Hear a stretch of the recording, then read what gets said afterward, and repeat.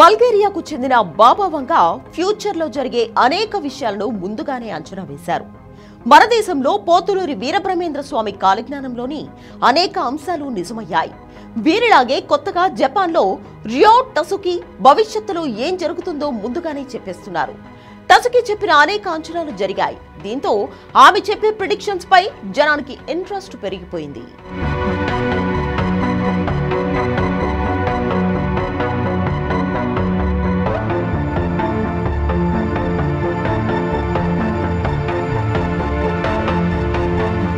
Future లో ఏం జరుగుతుందో తెలుసుకోవాలని ప్రతి ఒక్కరికి ఆశ ఉంటుంది.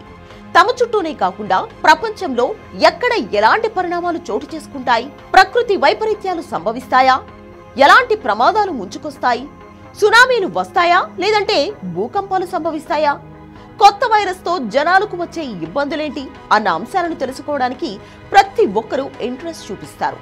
తాజాగా జపాన్ కు చెందిన రియో టసుకి వచ్చే నెలలో ఏం జరుగుతుందో ముందే చెప్పేశారు.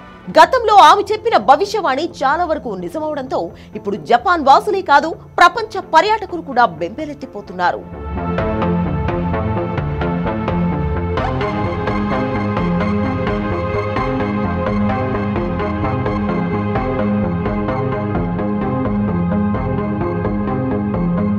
జపాన్ లో జూలై నెలలో భయంకరమైన ప్రకృతి వైపరీత్యం సంభవిస్తుందని అంచనా వేశారు.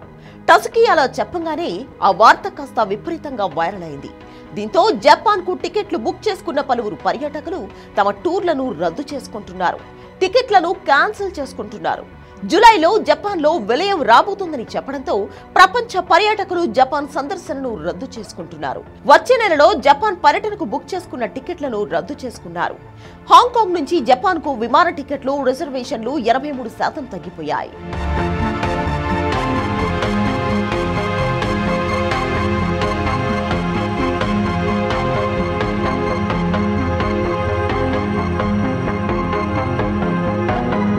టసుకి జోస్యం జపాన్ పర్యాటక రవాణా రంగంపై విపరీతంగా ప్రభావం చూపిస్తోంది. కొన్ని రోజులు టికెట్ల రద్దు విపరీతంగా పెరిగిపోయింది. ట్రావెల్ ఏజెన్సీల పరిస్థితి దారుణంగా తయారైంది. ముఖ్యంగా ఎయిర్లైన్స్, హోటల్స్, టూర్ ఆపరేటర్లకు తిప్పలు తప్పడం లేదు. మంగా ఆర్టిస్ట్ అయిన రియో టసుకి 1995లో కోబే భూకంపంతో పాటు 2011 సునామీని ముందుగానే అంచనా వేశారు. 2011లో వచ్చిన సునామీ కారణంగా 18,000 మంది మరణించారు.